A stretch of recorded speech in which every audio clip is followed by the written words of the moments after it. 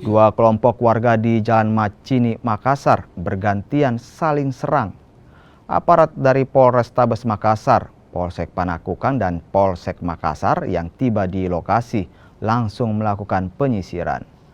Dua remaja yang diduga merupakan pelaku tawuran ditangkap. Selain itu, polisi menemukan anak panah dari lokasi tawuran. Dugaan sementara tawuran dipicu dendam lama. Sementara itu, untuk mengantisipasi tawuran kembali terjadi, polisi tetap bersiaga di lokasi tawuran. Perlu kami jelaskan bahwa yang terjadi tadi di Pasar Karuisi yaitu adanya keributan antara lorong 1 dengan lorong 2. Namun kita dari tim Polrestabes Penikam dengan Polsek Panakukang, Polsek Makassar mendatangi TKP untuk membubarkan keributan yang dimaksud.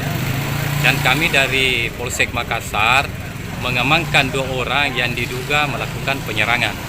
Nah, yang bersangkutan sudah diinterogasi di Polsek Makassar. Apakah ada upaya penjagaan untuk mengantisipasi tawuran susulan atau? Untuk mengantisipasi tetap kita bentuk tim untuk standby di wilayah Karuisi ini bersama-sama dengan Polsek